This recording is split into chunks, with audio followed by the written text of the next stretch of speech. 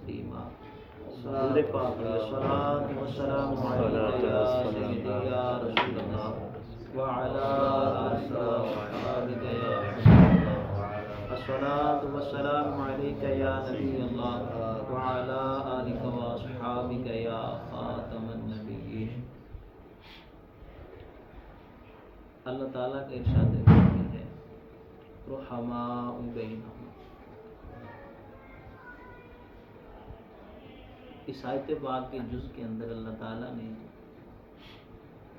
نبی کریم صلی اللہ تعالیٰ علیہ وسلم کے پیارے صحابہ کے بارے میں ارشاد فرمایا کہ وہ آپس میں بڑے رحم دل ہیں، وہ آپس میں بڑے رحم دل ہیں، آپس میں پیار محبت کرنے والے ہیں۔ آج کا یہ جو موضوع ہم نے چنا ہے اس کی مناسبت سمجھ لیں کہ محرم الحرام سے بھی ہے، اور موجودہ دور کے اندر جہاں نت نئے فتنے جنم لے رہے ہیں اسی حوالے سے ایک آج کل موضوع سخن بلکہ سمجھے کہ یہ فتنہ ڈالا جا رہا ہے کہ نعوذ باللہ صحابہ و اہل بیت کی آپس میں وہ تعلقات جو تھے وہ اچھے نہیں تھے، اور یہ چیزیں لوگوں کو ایسی جعلی تاریخی باتیں بتا کر یا منطقی یا ذاتی ایسی گفتگو بنا کر پیش کی جاتی ہے جس سے انسان سمجھتا ہے کہ نعوذ باللہ صحابہ و اہل بیت آپس میں ان کے کوئی تعلقات کوئی اچھے نہیں تھے، جبکہ ایسا کوئی نہیں ہے، ایسی کوئی بات نہیں ہے۔ دیکھیں ہمارے لیے دلیل ہے اللہ تعالیٰ کا قرآن اور پیارے مصطفیٰ کا فرمان۔ جب اللہ تعالیٰ کی ذات کی باری آئے گی نا پھر وہاں کسی اور کلام کی بھی ضرورت نہیں رہے گی۔ جب اللہ تعالیٰ جل شانہ نے قرآن مجید فرقان حمید کے اندر واضح طور پر ارشاد فرما دیا ہے کہ یہ جو حضرات صحابہ کرام ہیں یہ آپس میں ایک دوسرے کے لیے رحم دل ہیں، ایک دوسرے کے لیے کیا ہے؟ اللہ تعالیٰ کا کلام کوئی عام سا کلام نہیں ہے، کسی بندے کے کلام کے اندر تو کوئی شک و شبہ ہو سکتا ہے، رب تعالیٰ کے کلام کے اندر کوئی شک و شبہ ہی نہیں ہے، اور اللہ تعالیٰ کا کلام جہاں آ جاتا ہے وہاں کسی کے کلام کی پھر ضرورت بھی نہیں رہ جاتی۔ باقی جو ہم احادیث مبارکہ یہاں بیان کریں گے اور جو صحابہ اور اہل بیت کی آپس میں رشتہ داریوں کے حوالے سے گفتگو کریں گے انشاءاللہ پوری ذمہ داری کے ساتھ حوالے کے ساتھ انشاءاللہ پیش کریں گے۔ یہ اپنے کتب اہل سنت سے بھی پیش کریں گے اور کتب شیعہ سے بھی پیش کریں گے تاکہ کسی کے ذہن میں شک و شبہ نہ رہ جائے کہ جناب یہ تو اپنی بات کر رہے ہیں، ہماری کتابوں میں کہاں لکھی ہے، یا اس طرح کے کوئی ذہن میں انشاءاللہ دونوں میں بات بیان کی جائے گی۔ اب آپ سنیے صحابہ کرام کی عظمت کیا ہے۔ دیکھیں ایک دور تھا جب نبی کریم صلی اللہ تعالی علیہ وسلم کے صحابہ مولا علی رضی اللہ تعالی عنہ پر لوگ گفتگو کرتے تھے تو اس وقت حضرات صحابہ نے اور اس دور کے محدثین نے یا اس دور کے بڑے بڑے علماء نے یہ طے کیا کہ جناب اب کوئی بھی آپ نے بیان کرنا ہے تو اس کے اندر حضرت علی کا تذکرہ ضرور کرنا ہے۔ وجہ کیا تھی کہ لوگ اس وقت حضرت علی کی مخالفت کے اندر باتیں کرتے تھے تاکہ ان کا رد ہو جائے اور ان کی جو معاملات ہیں وہ سارے جو ہے نا اس کو ڈسکس کر کے شرعی مسائل سے حدیث اور قرآن کی روشنی سے ان کا رد کر دیا جائے۔ آج کل جو ہے اس حوالے سے صحابہ کرام کو ہر وقت تنقید کا نشانہ بنایا جا رہا ہے، کوئی اپنی مرضی سے اٹھا کر کسی صحابی پر تنقید کر رہا ہے، کوئی کسی پر کر رہا ہے، کوئی کسی پر کر رہا ہے۔ آج احادیث مبارکہ سے رسول اللہ صلی اللہ علیہ وسلم کے صحابہ کے بارے میں میرے آقا کے کیا فرمان ہے وہ سنتے ہیں۔ سب سے پہلی حدیث مبارکہ ہے حضرت سیدنا عمران بن حسین رضی اللہ تعالیٰ عنہ سے روایت ہے، نبی کریم صلی اللہ تعالی علیہ وسلم نے ارشاد فرمایا سب سے بہترین زمانہ میرا ہے، سب سے بہترین زمانہ میرا ہے، اور فرمایا پھر جو ان کے بعد، پھر میرے بعد اور پھر جو ان کے بعد، یعنی نبی کریم صلی اللہ تعالی وسلم کی یہ حدیث مبارکہ، اس میں نبی کریم صلی اللہ علیہ وسلم نے واضح فرمایا کہ سب سے بہترین زمانہ میرا ہے، میرے بعد صحابہ کا اور ان کے بعد تابعین کا۔ فرمایا کہ یہ جو تین زمانے ہیں یہ بہترین زمانے ہیں، سب سے اعلیٰ نبی کریم صلی اللہ علیہ وسلم کا، پھر ان کے بعد نبی پاک صلی اللہ علیہ وسلم کے بعد کن کا زمانہ تھا؟ صحابہ کرام کا، پھر صحابہ کرام کے بعد کن کا تھا؟ تابعین کا۔ اس حدیث مبارکہ کو امام بخاری جلد نمبر 1 صفحہ 515، مسلم شریف جلد نمبر 2 صفحہ 309، ترمذی جلد نمبر 2 صفحہ 46، سنن ابی داؤد جلد نمبر 2 صفحہ 284 اور دیگر حدیث مبارکہ کی کتب کے اندر یہ حدیث مبارکہ موجود ہے۔ اور دوسری حدیث مبارکہ سنیے، سیدنا جابر بن عبداللہ رضی اللہ تعالیٰ عنہ سے روایت ہے، نبی کریم صلی اللہ تعالیٰ علیہ وسلم نے ارشاد فرمایا، اس مسلمان کو جہنم کی آگ ہرگز نہیں چھوئے گی، اس مسلمان کو جہنم کی آگ ہرگز نہیں چھوئے گی۔ فرمایا وہ کون سے ہیں؟ فرمایا جس نے مجھے دیکھا، مجھے دیکھنے والے کو دیکھا، جس نے مجھے دیکھا اور مجھے دیکھنے والوں کو دیکھا، یعنی سرکار صلی اللہ علیہ وسلم کے صحابہ اور جنہوں نے سرکار صلی اللہ علیہ وسلم کے صحابہ کو دیکھا۔ اور تیسری حدیث مبارکہ سیدنا ابو سعید خدری رضی اللہ تعالی عنہ سے حضرت سیدنا ابو ہریرہ رضی اللہ تعالی عنہ روایت کرتے ہیں اور دیگر صحابہ کرام سے مروی ہے کہ رسول اللہ صلی اللہ تعالی علیہ وسلم نے ارشاد فرمایا، جس نے مجھے دیکھا اور مجھ پر ایمان لایا، جس نے مجھے دیکھا اور مجھ پر ایمان لایا، اس کے لیے خوشخبری ہے، اس کے لیے خوشخبری ہے، اور جس نے مجھے دیکھنے والے کو دیکھا اس کے لیے بھی خوشخبری ہے، جس نے مجھے دیکھنے والوں کو دیکھا اس کے لیے بھی کیا ہے؟ خوشخبری ہے۔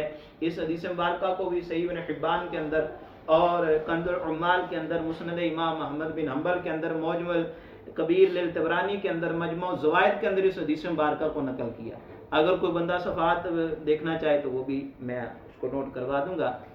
اور چوتھی حدیث مبارکہ ہے صحابہ کرام کی شان کے اندر، فرمایا حضرت سیدنا ابو سعید خدری رضی اللہ تعالیٰ عنہ سے روایت ہے، شہنشاہ خوش قصار نبی رحمت شفیع امت صلی اللہ تعالی علیہ وسلم نے ارشاد فرمایا کہ میرے صحابہ کو برا مت کہو، میرے صحابہ کو برا مت کہو، اگر تم میں سے کوئی احد پہاڑ کے برابر سونا بھی خیرات کرے اور میرا صحابی ایک مد یعنی ایک مٹھی جو خیرات کرے تو وہ اس کو نہیں پہنچ سکتا، وہ اس کو نہیں پہنچ سکتا۔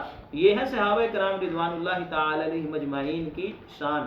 اور سنیے نبی کریم صلی اللہ تعالی علیہ وسلم کا 5واں فرمان، پیارے آقا کریم صلی اللہ علیہ وسلم نے ارشاد فرمایا، حضرت سیدنا عبداللہ رضی اللہ تعالی عنہ فرماتے ہیں کہ نبی رحمت شفیع امت صلی اللہ علیہ وسلم کے صحابہ پر سب و شتم نہ کرو، سب و شتم نہ کرو، ان کی ایک ساعت کا مقام تمہاری زندگی کے نیک اعمال کے برابر بھی نہیں ہے، تمہاری زندگی کے نیک اعمال سے بھی بہتر ہے۔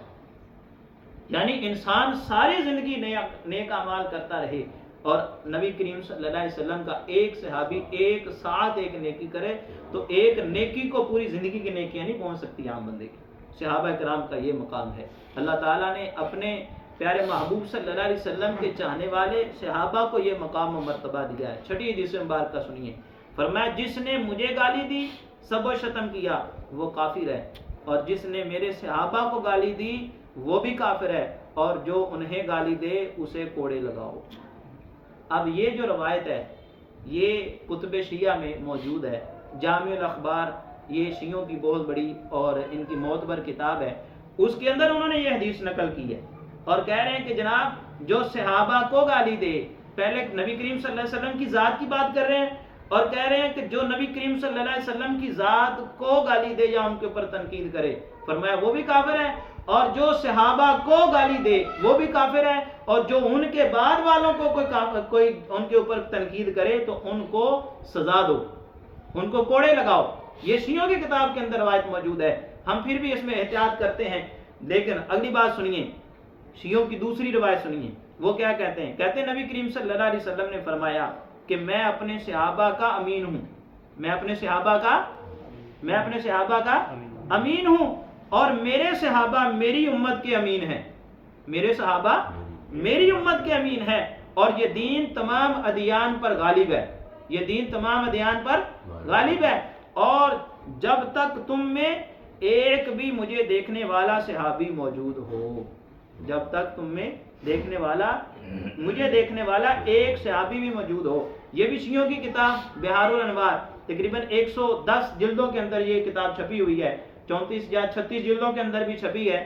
اس کے اندر انہوں نے فونٹ تھوڑا سا بریک کر کے جلدیں کم کر دی ہیں، لیکن جو پہلے کی چلتی آ رہی ہے 110 جلدوں پر موجود ہے کتاب. یہ میرے پاس دونوں کتابیں موجود ہیں. یہ کتب شیعہ سے بھی ثابت ہے کہ صحابہ کی شان بڑی ہے. جنہوں نے رسول اللہ صلی اللہ تعالی علیہ وسلم کی ذات کو دیکھا ان کی شان عام بندے جیسی نہیں ہے، اور نہ ان کی شان کو کوئی عام بندہ پہنچ سکتا ہے. اللہ تبارک و تعالیٰ نے نبی کریم صلی اللہ تعالی علیہ وسلم کے صحابہ کو یہ شان عطا فرمائی ہے. ہمارا جو اصلی موضوع ہے وہ ہے صحابہ اور اہل بیت کی آپس میں رشتہ داریاں. صحابہ اور اہل بیت کی آپس میں رشتہ داریاں. چلتے ہیں سب سے پہلے خلیفہ بلا فصل، خلیفہ اول. اور یہ ہمارے خلیفہ اول جو ہیں سیدنا صدیق اکبر رضی اللہ تعالیٰ عنہ، یہ ظاہری بھی اول ہیں باطنی بھی اول ہیں. ظاہری بھی اول ہے اور باطنی بھی اول ہے. جو ان کے پاس خلافت ہے وہ ظاہری بھی ہے وہ باطنی بھی ہے. آج لوگوں کو گمراہ کرنے کی کوشش کی جا رہی ہے کہ نہیں ظاہری خلافت کسی کے پاس تھی باطنی کسی کے پاس تھی، لیکن یہ کوئی بات نہیں ہے. جس کے پاس جو بھی خلافت تھی وہ ظاہری بھی تھی وہ باطنی بھی تھی، وہ حقیقی بھی تھی اور باطنی بھی تھی. دونوں چیزیں اس کے اندر موجود ہیں. سیدنا صدیق اکبر رضی اللہ تعالیٰ عنہ جن کا مقام نبی کریم صلی اللہ تعالی علیہ وسلم نے فرمایا کہ اگر کسی کا نبی اور رسولوں کے بعد میری امت میں درجہ ہے تو وہ ہے ابو بکر صدیق کا. وہ کس کا ہے؟ وہ سیدنا صدیق اکبر رضی اللہ تعالیٰ عنہ کا. آئیے چلتے ہیں سیدنا صدیق اکبر رضی اللہ تعالیٰ عنہ کی رسول اللہ صلی اللہ علیہ وسلم سے کیا رشتہ داری تھی. سب سے پہلی سیدنا صدیق اکبر رضی اللہ تعالیٰ عنہ آپ کی صاحبزادی نبی کریم صلی اللہ علیہ وسلم کی زوجہ تھی. سرکار صلی اللہ علیہ وسلم کی کیا تھی؟ زوجہ تھی.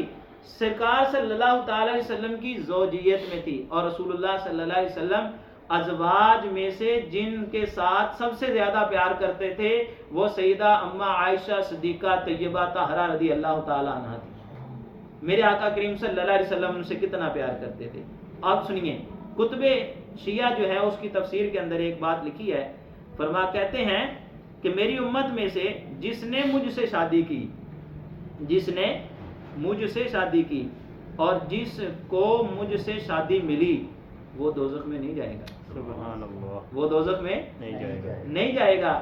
یعنی کہ رسول اللہ صلی اللہ علیہ وسلم کے ساتھ جس کی رشتہ داری ہو گئی، سرکار صلی اللہ علیہ وسلم نے جس کو اپنی رشتہ داری میں لے لیا، گویا کہ وہ کبھی بھی جہنم میں نہیں جائے گا، بلکہ اس کا ٹھکانہ کیا ہے؟ جنت ہے. حضرت سیدنا ابو بکر صدیق رضی اللہ تعالیٰ عنہ نبی کریم صلی اللہ علیہ وسلم کے ہم ظلم بھی ہیں. نبی کریم صلی اللہ علیہ وسلم کے ہم ظلم بھی ہیں. وہ کیسے؟ نبی کریم صلی اللہ علیہ وسلم کی زوجہ محترمہ ام المؤمنین حضرت سیدہ میمونہ بنت حارث رضی اللہ تعالی عنہا، ان کا تعلق قبیلہ بنی خشعم سے تھا. ان کی والدہ کا نام ہندہ بنت عوف تھا. ام المؤمنین حضرت سیدہ میمونہ رضی اللہ تعالی عنہا کی ایک بہن جن کا نام تھا اسماء بنت عمیس رضی اللہ تعالی عنہا. دونوں ماں جائی بہنیں تھیں جن میں سے حضرت سیدنا ابو بکر صدیق کے ساتھ ان کا نکاح ہوا. حضرت اسماء بنت عمیس کا نکاح کن کے ساتھ ہوا؟ یعنی سیدنا صدیق اکبر کے ساتھ اب کتنے رشتے ہو گئے؟ رسول اللہ صلی اللہ علیہ وسلم کے دو رشتے ہو گئے. ایک تو ہم ظلم بھی ہیں اور دوسرے سرکار صلی اللہ علیہ وسلم کے سسر بھی ہیں. اب تیسری رشتہ داری سنیے. سیدنا صدیق اکبر رضی اللہ تعالی عنہ حضرت مولا علی رضی اللہ تعالی عنہ کے بھائی حضرت جعفر طیار بن ابی طالب رضی اللہ تعالی عنہ کے ساتھ تعلق کس طرح ہے سنیے. حضرت سیدہ اسماء بنت عمیس رضی اللہ تعالی عنہ کا نکاح حضرت سیدنا جعفر طیار بن ابی طالب سے ہوا. ان دونوں میاں بیوی نے پہلے حبشہ کی طرف ہجرت فرمائی، پھر مدینہ کی طرف ہجرت فرمائی. حضرت سیدنا جعفر طیار بن ابی طالب رضی اللہ تعالی عنہ سے ان کے دو صاحبزادے پیدا ہوئے. ان میں سے ایک کا نام عبداللہ اور دوسرے کا نام محمد، اور پھر ایک لڑکا پیدا ہوا جن کا نام اون رکھا گیا. حضرت جعفر طیار رضی اللہ تعالی عنہ کی شہادت کے بعد سیدہ اسما بنت عمیس رضی اللہ تعالی عنہ کا نکاح حضرت سیدنا ابو بکر صدیق سے ہوا. اب کتنی رشتہ داری ہوگی رسول اللہ صلی اللہ علیہ وسلم کے خاندان کے ساتھ؟ تیسری رشتہ داری. یعنی مولا علی رضی اللہ تعالیٰ عنہ کے برادر حضرت جعفر طیار رضی اللہ تعالیٰ عنہ، ان کے ساتھ پہلے حضرت اسما بنت عمیس کی شادی ہوئی اور ان سے 3 بچے بھی پیدا ہوئے، اور پھر ان کی شادی، ان کی شہادت کے بعد کن کے ساتھ ہوئی؟ کن کے ساتھ ہوئی؟ حضرت سیدنا ابو بکر صدیق رضی اللہ تعالیٰ عنہ کے ساتھ. اب یہ ہے سیدنا صدیق اکبر رضی اللہ تعالیٰ عنہ، جن کی رسول اللہ صلی اللہ علیہ وسلم سے رشتہ داری ہے. اور سنیے، حضرت سیدنا ابو بکر صدیق کی پڑپوتی، حضرت سیدنا صدیق اکبر کی پڑپوتی حضرت ام فروہ بنت قاسم بن محمد بن ابی بکر صدیق کا نکاح حضرت سیدنا امام حسین کے پوتے حضرت سیدنا امام باقر سے ہوا. ان کے ساتھ ہوا؟ امام باقر کے ساتھ. اور حضرت ام فروہ کا حضرت سیدنا ابو بکر صدیق سے 2 طرح کا رشتہ منقول ہے. کتنے طرح کا؟ 2 طرح کا رشتہ منقول ہے. اس میں حضرت سیدنا ام فروہ رضی اللہ تعالی عنہ حضرت سیدنا ابو بکر صدیق رضی اللہ تعالیٰ عنہ کی پڑپوتی بھی ہیں، سیدنا صدیق اکبر کی پڑپوتی بھی ہیں، اور حضرت ام فروہ حضرت سیدنا صدیق اکبر کی پڑپوتی ہونے کے ساتھ ساتھ حضرت جو آپ کی ام فروہ کی والدہ ہیں اسما بنت عبد الرحمن بن ابی بکر رضی اللہ تعالیٰ عنہ، یہ سیدنا صدیق اکبر کے ساتھ اس طرح ان کا جا کر رشتہ بھی ملتا ہے.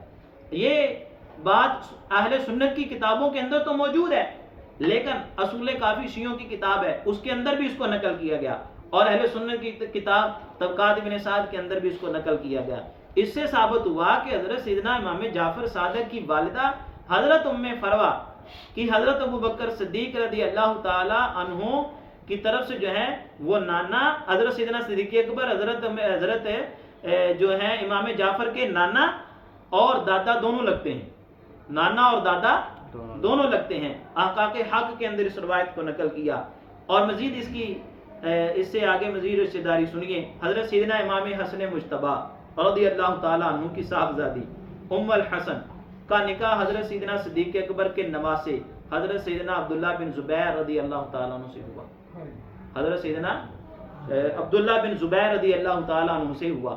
اب یہ ہے سیدنا صدیق اکبر. اور بھی بہت ساری رشتہ داریاں ہیں، وقت کو ملحوظ خاطر رکھتے ہوئے اختصار کے ساتھ اب چلتے ہیں خلیفہ دوم سیدنا عمر فاروق رضی اللہ تعالیٰ عنہ کی طرف. حضرت سیدنا عمر فاروق رضی اللہ تعالیٰ عنہ کو کون نہیں جانتا؟ اپنے تو اپنے بیگانے بھی جانتے ہیں، بلکہ کفار مشرکین نے تو یہاں تک لکھا ہے کہ اگر عمر 6 ماہ اور زندہ رہتے تو پوری کائنات کے اندر کوئی کافر زندہ نہ رہتا. اور حضرت عمر فاروق رضی اللہ تعالیٰ عنہ کی جب شہادت ہوئی تو حضرات صحابہ کرام آپ پہلے زخمی ہوئے تھے، طبیب کو لینے گئے، طبیب راستے میں ہی تھا تو اس نے کہا کہ میں کہہ رہا ہوں کہ حضرت عمر فاروق کی شہادت ہو گئی ہے، مجھے اب آگے نہ لے کر جاؤ، میں ادھر سے واپس جا رہا ہوں. تو کہا کہ آپ کو کیسے پتا چلا؟ کہا وہ سامنے دیکھو ایک بکری کسی کے کھیت سے چارہ کھا رہی ہے. کہا پھر کھا رہی ہے تو اس سے کیا پتا چلا؟ کہا کہ عمر کے دور کے اندر کسی بکری کو بھی ضرورت نہیں تھی کہ کسی دوسرے کے کھیت میں جا کر چارہ کھا لے. یہ تھا حضرت عمر فاروق رضی اللہ تعالیٰ عنہ کا رخ. سنیے، خلیفہ دوم کی صاحبزادی حضرت سیداتنا حفصہ رضی اللہ تعالیٰ عنہ ابتدا میں خنیس کے نکاح میں تھی.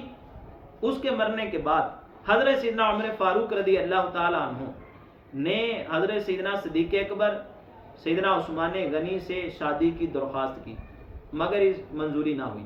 بالآخر 3 سن ہجری کو حضرت سیدنا عمر فاروق رضی اللہ تعالیٰ عنہ کی صاحبزادی کا نکاح رسول اللہ سے ہو گیا. کن سے ہوا؟ رسول اللہ صلی اللہ علیہ وسلم سے ہوا. اور حضرت سیدہ ام کلثوم رضی اللہ تعالیٰ عنہ کا عقد زوجیت حضرت سیدنا عمر فاروق رضی اللہ تعالیٰ عنہ سے ہوا. اب یہ ام کلثوم کون ہے؟ ام کلثوم حضرت مولا کائنات مولا علی رضی اللہ تعالیٰ عنہ کی صاحبزادی ہیں، اور حضرت فاطمہ الزہرا رضی اللہ تعالیٰ عنہا کی صاحبزادی ہیں. ان کا نکاح کس سے ہوا؟ حضرت عمر فاروق رضی اللہ تعالیٰ عنہ سے. اب کتب اہل سنت سے تو بے شمار کتابوں کے اندر یہ روایت موجود ہے. سب سے پہلے ہے بخاری، سب سے پہلے صحیح بخاری کے اندر یہ روایت ہے، اور پھر اس کے بعد فتح الباری کے اندر ہے، ارشاد الساری کے اندر ہے، قند العمال کے اندر ہے، طبقات ابن سعد کے اندر ہے، ذخائر العقبہ کے اندر ہے، اصابہ فی تلمیذ صحابہ کے اندر یہ روایت موجود ہے، الاستیاب کے اندر یہ روایت موجود ہے، اور تاریخ خمیس کے اندر بھی یہ روایت موجود ہے.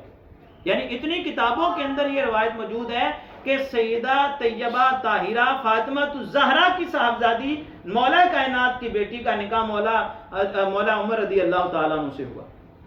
اب سنیے کتب شیعہ سے عمدۃ الطالبین، عقد الامیر المؤمنین، اور بالالفاظ ناسخ التواریخ، دیگر اور شیعوں کی کتابوں کے اندر یہ روایت موجود ہے کہ مولا علی رضی اللہ تعالیٰ عنہ کی صاحبزادی فاطمہ الزہرا رضی اللہ تعالیٰ عنہا کی صاحبزادی کا نکاح حضرت عمر سے ہوا. اگلی سنیے رشتہ داری. حضرت عمر فاروق رضی اللہ تعالیٰ عنہ کے بعد چلتے ہیں حضرت عثمان غنی رضی اللہ تعالیٰ عنہ کی طرف. جامع القرآن، کاتب وحی، حضرت سیدنا عثمان غنی رضی اللہ تعالیٰ عنہ.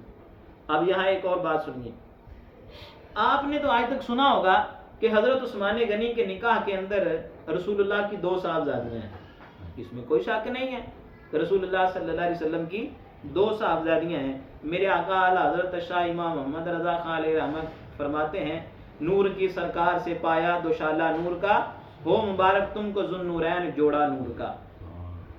حضرت سیدنا عثمان غنی کی جو نانی ہے ام حکیم، جن کو البیدہ بھی کہا جاتا ہے، سیدنا عمر فاروق حضرت عثمان غنی کی جو نانی ہے، نبی کریم صلی اللہ علیہ وسلم کی سگی پھوپھی ہیں. نبی کریم صلی اللہ علیہ وسلم کی کیا ہے؟ سگی پھوپھی ہیں، اور حضرت سیدنا عبد المطلب کی صاحبزادی ہیں. حضرت عبد المطلب کی صاحبزادی ہیں. یعنی حضرت سیدنا عثمان غنی رضی اللہ تعالی عنہ کی جو نانی ہے وہ رسول اللہ صلی اللہ تعالی علیہ وسلم کی کیا لگتی ہیں؟ سگی پھوپھی. رسول اللہ صلی اللہ علیہ وسلم کی کیا لگتی ہیں؟ کیا لگی؟ سگی پھوپھی لگی. اور آگے سنیے، اس اعتبار سے سیدنا عثمان غنی رضی اللہ تعالی عنہ کی والدہ عروہ نبی کریم صلی اللہ علیہ وسلم کی پھوپھی ذات بہن لگی. کیا لگی؟ پھوپھی ذات بہن لگی. اور سیدنا عثمان غنی رضی اللہ تعالی عنہ نبی کریم صلی اللہ علیہ وسلم کے کیا لگے؟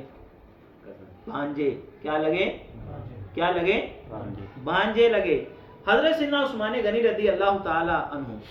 اب یہاں اشکال پیدا کیا جاتا ہے کہ جناب اب تاریخی باتیں کریں گے یا منطقی گفتگو کریں گے، کر کے یہ ثابت کرنے کی کوشش کریں گے کہ رسول اللہ صلی اللہ علیہ وسلم کی صرف ایک ہی صاحبزادی ہے، صرف ایک ہی صاحبزادی ہے. آئیے چلتے ہیں کتب شیعہ کی طرف، جو زیادہ اعتراض اٹھاتے ہیں کہ سیدنا عثمان غنی رضی اللہ تعالیٰ عنہ کے عقد میں جو 2 صاحبزادیاں رسول اللہ کی ہیں وہ سرکار کی نہیں ہیں. یہ اشکال پیدا کرنے کی کوشش کی جاتی ہے. سیدنا عثمان غنی ذو النورین رضی اللہ تعالیٰ عنہ نبی کریم صلی اللہ علیہ وسلم کے داماد تھے، اور نبی رحمت شفیع صلی اللہ علیہ وسلم نے یکے بعد دیگرے 2 صاحبزادیوں کا نکاح حضرت عثمان کے عقد میں کیا، اور فرمایا کہ اگر میری اور بھی بیٹیاں ہوتی تو یکے بعد دیگرے میں عثمان کے نکاح میں دے دیتا. حضرت عثمان غنی کو یہ مقام و مرتبہ حاصل ہے. نبی کریم صلی اللہ تعالی علیہ وسلم کی 4 صاحبزادیاں تھیں، اور 2 صاحبزادیوں کا نکاح حضرت عثمان غنی سے ہوا. یہ کتب شیعہ منتہی الاعمال، یہ ان کی بڑی معتبر کتاب ہے، 3 جلدوں کے اندر بھی مشتمل ہے، 2 کے اندر بھی آتی ہے. مختلف چھاپے اس کے مل جاتے ہیں ایرانی. اب جو ایرانی موجودہ نسخہ آ رہا ہے اس کے اندر 3 جلدیں ہیں. اب اس کے اندر بھی یہ روایت موجود ہے کہ سیدنا عثمان غنی کے عقد میں رسول اللہ کی 2 صاحبزادیاں تھیں. اور دوسری روایت جو دوسری کتاب کا حوالہ ہے وہ ہے مروج الذہب، اس کے اندر بھی یہ روایت موجود ہے. اور مزید سنیے، حضرت سیدنا عثمان غنی رضی اللہ تعالی عنہ کی جو رسول اللہ صلی اللہ علیہ وسلم سے رشتہ داری تھی وہ ہے حضرت سیدنا عثمان غنی کے پوتے عبداللہ بن عمر بن عثمان کا نکاح حضرت سیدنا امام علی مقام حضرت سیدنا امام حسین رضی اللہ تعالی عنہ کی صاحبزادی فاطمہ بنت حسین سے ہوا. فاطمہ بنت حسین. اب یہاں لوگ ذہن میں باتیں ڈالنے کی کوشش کریں گے کہ بنو امیہ کے ساتھ تو اہل بیت کے تعلقات ہی اچھے نہیں تھے.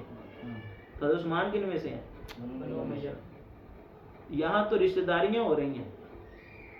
آج کل لوگوں کے ذہن میں ایسے اشکال پیدا کیے جا رہے ہیں. جناب آگے سنیے. گویا حضرت سیدنا عثمان غنی کا پوتا حضرت امام حسین رضی اللہ تعالی عنہ شہید کربلا، آپ ان کا کیا لگا؟ ان کا کیا لگا؟ داماد لگا. کیا لگا؟ داماد لگا. اور سنیے اس کی جو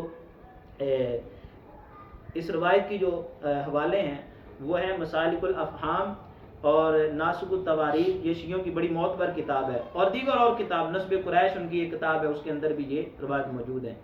اب سنیے اگلی رشتہ داری. حضرت سیدنا عثمان غنی کے پوتے مروان بن ابان بن عثمان کا نکاح حضرت سیدنا امام حسن مجتبی، حضرت سیدنا امام حسن مجتبی رضی اللہ تعالی عنہ کی پوتی ام القاسم بن سیدنا حسن مثنی بن حسن رضی اللہ تعالی عنہ کے ساتھ ہوا. اور اگلی رشتہ داری سنیے. حضرت سیدنا عثمان غنی رضی اللہ تعالی عنہ کے صاحبزادے ابان بن عثمان کا نکاح حضرت مولا کائنات کے بھائی حضرت سیدنا جعفر طیار رضی اللہ تعالی عنہ کی پوتی ام کلثوم بنت عبداللہ بن جعفر رضی اللہ تعالی عنہ سے ہوا. اور بھی بہت ساری رشتہ داریاں ہیں. حضرت سیدنا عثمان غنی کی صاحبزادی عائشہ بنت عثمان کا نکاح حضرت سیدنا امام حسن مجتبی سے ہوا. امام حسن مجتبی سے ہوا. ان کی شہادت کے بعد انہیں سیدہ عائشہ بنت عثمان رضی اللہ تعالی عنہا کا نکاح حضرت سیدنا امام حسین سے ہوا. پہلے کن سے ہوا؟ امام حسن سے. پھر ان کے بعد کن سے ہوا؟ جب امام حسن کی شہادت ہوئی پھر ان کے بعد کن کے ساتھ ہوا؟ امام حسین کے ساتھ. مناقب آل ابی طالب شیعوں کی بڑی معتبر کتاب ہے، اس کے اندر بھی یہ حوالہ موجود ہے. گویا کہ صحابہ تو آپس میں رشتہ داریاں کر رہے ہیں. یہاں تو تھوڑی سی بات ہو جاتی ہے، رشتہ داری تو دور کی بات ہے، ہم تو اس کو بلانا گوارا نہیں کرتے. تو یہاں حضرات صحابہ تو آپس میں اہل بیت کے افراد کے ساتھ تعلق کس طرح کے ہیں، ان کی تو ایسی رشتہ داری ہیں کہ ہم اس کا انکار بھی نہیں کر سکتے، اور ایسی رشتہ داری ہیں کہ جو رشتے ہی بڑے معتبر ہیں. اور سنیے آگے پھر جا کر بات ہوتی ہے حضرت امیر معاویہ رضی اللہ تعالی عنہ پر. بڑے مظلوم صحابی ہیں. نبی کریم صلی اللہ تعالی علیہ وسلم نے ترمذی شریف کے اندر حدیث مبارکہ موجود ہے، اور تاریخ اسلام امام ذہبی نے اس کو بھی نقل کیا. اب یہاں نبی کریم صلی اللہ تعالی علیہ وسلم حضرت امیر معاویہ رضی اللہ تعالی عنہ کو دعا دے رہے ہیں اور فرما رہے ہیں کہ یا اللہ ان کو ہادی رکھ اور ان سے لوگوں کو ہدایت عطا فرما. ان کو ہدایت پہ رکھ اور ان سے لوگوں کو ہدایت عطا فرما. اب سنیے حضرت سیدنا امیر معاویہ رضی اللہ تعالی عنہ کی رسول اللہ صلی اللہ علیہ وسلم کے صحابہ اور اہل بیت سے کیا رشتہ داریاں تھیں. سب سے پہلی رشتہ داری تو یہ تھی کہ حضرت سیدنا امیر معاویہ رضی اللہ تعالی عنہ کی بہن، حضرت سیدنا امیر معاویہ کی بہن اور رسول اللہ صلی اللہ تعالی علیہ وسلم کے نکاح میں تھی. ان کا کیا نام تھا؟ ام حبیبہ. ان کا کیا نام تھا؟ ام حبیبہ. اور اگلی رشتہ داری سنیے. امیر المومنین حضرت سیدنا ام المومنین حضرت سیدہ ام سلمہ رضی اللہ تعالی ام سلیم رضی اللہ تعالی عنہ کی چھوٹی بہن حضرت سیدنا امیر معاویہ کے نکاح میں تھی. اس اعتبار سے حضرت سیدنا امیر معاویہ رضی اللہ تعالی عنہ حضور کے ہم ظلم بھی ہوئے. رسول اللہ صلی اللہ علیہ وسلم کے کیا ہوئے؟ ہم ظلم بھی ہوئے. اگلی رشتہ داری سنیے. حضرت سیدنا امیر معاویہ کی ہمشیرہ ہندہ حضرت سیدنا علی المرتضیٰ کے چچا زاد بھائی کے صاحبزادے حارث بن نوفل کے نکاح میں تھی. اور اگلی روایت سنیے. حضرت سیدنا امیر معاویہ کی حقیقی پھپھی ام سعید حضرت سیدنا علی رضی اللہ تعالیٰ عنہ کی بیوی تھی. کن کی بیوی تھی؟ علی المرتضیٰ رضی اللہ تعالیٰ عنہ کی بیوی تھی. اور حضرت سیدنا امیر معاویہ کی حقیقی بانجی حضرت سیدنا امیر معاویہ رضی اللہ تعالیٰ عنہ کی سکی بانجی لیلا حضرت سیدنا امام حسین کی بیوی تھی. حضرت سیدنا امام حسین کی بیوی تھی. حضرت سیدنا امام حسین کی صاحبزادی حضرت سیدنا مولا علی رضی اللہ حضرت سیدنا علی اکبر کی نانی حضرت سیدنا علی اکبر کی نانی، امام حسین کی ساس میمونہ بنت ابو سفیان کے بھائی سیدنا امیر معاویہ رضی اللہ تعالی عنہ تھے۔ اب یہ اتنی رشتہ داریاں حضرت امیر معاویہ کے رسول اللہ صلی اللہ علیہ وسلم کے ساتھ، یعنی ان سب رشتہ داریوں سے پتہ چلتا ہے کہ ان حضرات صحابہ کی آپس میں کوئی بھی ایک دوسرے سے رنجش نہیں تھی، ان کی تو آپس میں اتنی گہری رشتہ داریاں تھیں، وہ آپس میں کوئی کسی کے ساتھ نہیں۔ بات جو میں نے پہلے آپ کے سامنے عرض کی ہے وہ یہی ہے کہ اللہ تعالیٰ نے جو قرآن کے اندر ارشاد فرما دیا ہے کہ رحماء بینہم، یہ تو آپس میں رحم دل ہے۔ جب یہ آپس میں رحم دل ہے تو پھر ہمیں اس میں کیڑے نکالنے کی یا ہمیں اس میں پڑھنے کی، یا کوئی بندہ پڑھتا ہے تو اپنے ایمان کو داؤ پر لگانے کی بات ہی ہے نا۔ اب جو ان کے اوپر اعتراض کرے گا وہ ان احادیث اور قرآن پاک کی آیت کو دیکھ کر پھر اس کو سمجھ آنی چاہیے کہ میں کن پر اعتراض کرنے لگا ہوں۔ آخری بات، لوگ ذہن کے اندر باتیں ڈالنے کی کوشش کرتے ہیں، جناب حضرت علی کی اور حضرت امیر معاویہ رضی اللہ تعالیٰ کے آپس میں جنگ ہوئی۔ مسلم شریف کی حدیث مبارکہ ہے، نبی کریم صلی اللہ علیہ وسلم نے امام حسن کا ہاتھ پکڑ کر ارشاد فرمایا یہ میرا بیٹا مسلمانوں کے دو گروہوں میں بولیے صلح کروائے گا۔ صلح کروائی یا نہیں کروائی؟ ہاں، یہاں اشکال پیدا کرنے کی کوشش کی جائے گی کہ جناب یہ تو آپ نے روایت سنا دی ہے اور آپ نے یہ بات نہیں سنی کہ جو مولا علی کے مقابلے میں آئے گا حق علی کے ساتھ ہی ہوگا، تو پھر اس سے تو پتہ چلا جو دوسری طرف ہوگا وہ تو باطل ہی ہوگا۔ اب نبی کریم صلی اللہ علیہ وسلم دونوں کو مسلمان کہہ رہے ہیں، دونوں گروہوں کو نبی کریم صلی اللہ علیہ وسلم مسلمان کہہ رہے ہیں۔ آج کے بندے کی بات معتبر ہوگی یا رسول اللہ کی معتبر ہوگی؟ سرکار صلی اللہ علیہ وسلم کی بات ہی معتبر ہوگی۔ سرکار صلی اللہ تعالی علیہ وسلم نے دونوں کو مسلمان ارشاد فرمایا۔ حضرت علی ممبر رسول پر بیٹھے ہیں، کوفے کی جامع مسجد ہے، ایک شخص کھڑا ہوا اور کہنے لگا، حضرت امیر معاویہ کے بارے میں جملے کہنے لگا۔ آپ نے اسی وقت اس کو روکا اور فرمایا ابے بدبخت رک جا، معاویہ میرا بھائی اور مسلمان ہے، معاویہ میرا بھائی اور ہے مسلمان ہے۔ اور پھر یہ ایک جو ہے نا ذہن میں بات ڈالنے کی کوشش کی جاتی، جی بنو امیہ کے دور کے اندر ممبروں پر حضرت مولا علی پر سب و شتم کیا جاتا تھا۔ اب اس سب و شتم کا مطلب کیا ہے؟ اجی گالیاں نکالی جاتی تھی۔ کسی ایک تاریخ کی کتاب کو ہی آپ اٹھا کر دیکھ لیں، اس میں آپ گالی کا لفظ نکال کر دکھائیں کہ کون سی گالی نکالی تھی۔ گالی کی پتہ بھی تو لگے نا کون سی گالی نکالتے تھے، لیکن کوئی بھی نہیں دکھا سکے۔ لیکن یہ روایت بالکل موضوع ہے، یہ روایت بالکل کیا ہے؟ موضوع ہے، اس کی سند بالکل ٹھیک ہے نہیں ہے جو بتائی جاتی ہے لوگوں کو، جناب یہ سب و شتم کیا جاتا تھا اس کا مطلب گالیاں ہیں۔ اگر سب و شتم کا مطلب گالیاں ہیں نا تو بہت جگہ پر آپ کو پھر اس کا گالی کا لفظ جو ہے نا لگانا، جو اس کا ترجمہ کرنا مہنگا پڑ سکتا ہے۔ خیر یہ ہماری بحث نہیں ہے، یہ کبھی پھر انشاءاللہ اس پر گفتگو کریں گے۔ اللہ تعالیٰ کی بارگاہ اقدس میں دعا ہے اللہ تعالیٰ ہمیں حضرات صحابہ اور اہل بیت اطہار سے سچی محبت نصیب فرمائے۔ جس طرح وہ آپس میں ایک دوسرے کے ساتھ محبت کرنے والے تھے، اسی طرح ہمیں بھی ان کی شانیں اور ان کی عظمت اور بیان کو سمجھنے کی توفیق عطا فرمائے۔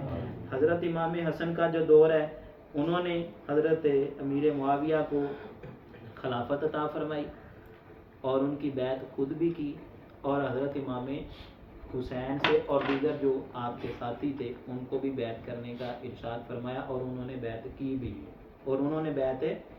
بھی، اور ان سے آپ ان کی خلافت کے اندر جو ہے وہ ان سے وظیفے بھی لیتے تھے، تحائف بھی لیتے تھے، ان کے پاس بھی جاتے تھے، یہ ان کے پاس بھی آتے تھے۔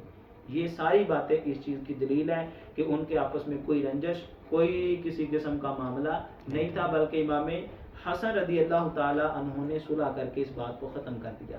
یہ بات یاد رکھیے، آج کوئی بھی بندہ اٹھ کر مولا علی رضی اللہ تعالیٰ عنہ سے محبت کی بات کرتا ہے نا تو وہ حضرت امام حسن سے بڑھ کر مولا علی سے پیار نہیں کرنے والا۔ آج کوئی بندہ عقل کے اندر بڑی اپنی عقل دوڑانے کی کوشش کرے تو حضرت امام حسن سے بڑھ کر کوئی عقل مند نہیں ہے۔ جب انہوں نے جو فیصلہ کر دیا ہمارے لیے وہی بات ہے، انہوں نے صلح کر لی، ہماری صلح ہے، لیکن جس کے ساتھ امام حسین نے جنگ کی ہمارے اس کے ساتھ کبھی بھی صلح نہیں، اس یزید کے ساتھ ہماری کبھی بھی صلح نہیں ہے۔ اب حضرت امیر معاویہ کے جانے کے بعد ان کا بیٹا اگر کوئی کام کرتا ہے تو اس میں حضرت امیر معاویہ کا کوئی بھی قصور نہیں ہے۔ امام جلال الدین سیوطی رحمہ اللہ لکھتے ہیں کہ یہ تو حضرت امیر معاویہ کے دور میں بولتا ہی نہیں تھا، بلکہ ایک بار تو اس کی حضرت امیر معاویہ نے پٹائی بھی کی، تو بولتا کیوں نہیں ہے، کسی کام کے اندر دخل کیوں نہیں کرتا، تو کام کیوں نہیں کرتا، یہ بالکل خاموش رہتا تھا۔ لیکن یہ ساری خباستیں حضرت امیر معاویہ رضی اللہ تعالیٰ عنہ کے جانے کے بعد ہوئی۔ اللہ تعالیٰ کی بارگاہ میں دعا ہے رب تعالیٰ ہمیں صحیح رستے کو اختیار کرنے کی توفیق عطا فرمائے، آمین بجاہ نبی کریم صلی اللہ علیہ وسلم۔ آج کے موضوع کے حوالے